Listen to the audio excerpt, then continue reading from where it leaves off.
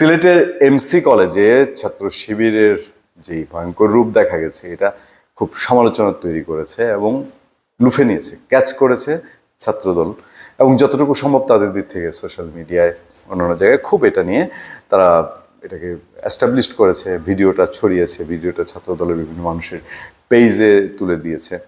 সেই রেশ এখনো আছে। আমার সামনে একটা ছোট্ট খবর আছে, খবরটা আপনাদের সঙ্গে একটু শেয়ার করি। এমসি কলেজে শিক্ষার্থী মারধর, জামায়াতের দুঃখ প্রকাশ, অস্বীকার শিবিরের।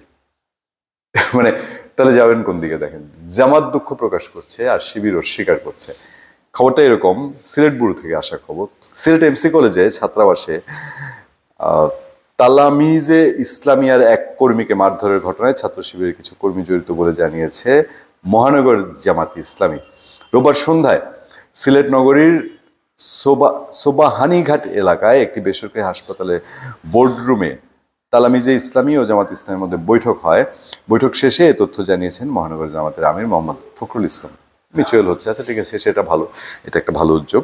তিনি বলেন, ফেসবুকে একটি পোস্টকে কেন্দ্র করে সেখানে যে বাড়াবাড়ি হয়েছে আমাদের দৃষ্টিতে সেখানে ছাত্র শিবিরের কিছু সংখ্যক কর্মী এটার সঙ্গে জড়িত এবং যেটা করেছে সেটা অন্যায়ভাবে করেছে। বিষয়টি দুঃখজনক। আমরা এই ঘটনার নিন্দা জানাচ্ছি এবং দুঃখ প্রকাশ করি। আপনারা জানেন যে ফেসবুকে ওই ছেলেটি যে আক্রান্ত হয়েছে সে পোস্ট দিয়েছিল, শিবিরের সমালোচনা করেছিল, বলেছিল শিবিরের রক্কাটা রূপ এরকম বেশ কিছু কথা বলেছিল।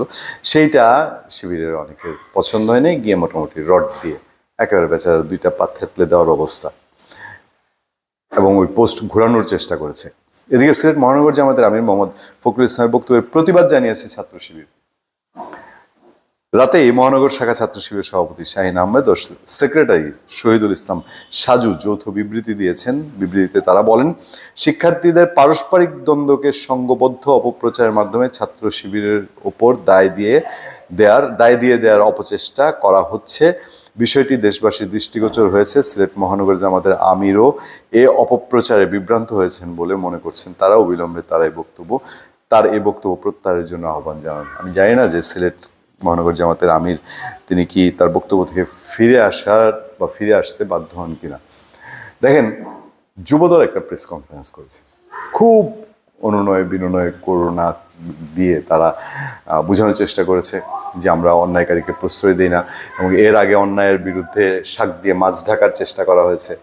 আমরা মাহবুব আলমকে ওই যে কুয়েটের ঘটনায় বহিষ্কার করেছে, তারপরে যে পিন্টু গাজীপুরের তরবারি নিয়েই তো মোটামুটি যে বাজার দখল করে বীর দর্পে, মানে একদম সিন্ধু বিজয়, বঙ্গ বিজয়, ইফতেখার উদ্দিন মোহাম্মদ বিন বিক্তার খিলজি এই টাইপের একটা বিজয়ের মুড়ে বাজার দখল করে নিল, বুঝছে তাদেরকে বহিষ্কার করেছে। তারেক রহমানের বার্তা, কোনো রকম ওয়ার্ড পর্যায়ে পর্যন্ত কিচ্ছু করা যাবে না, এই ধরনের কথা বলেছে।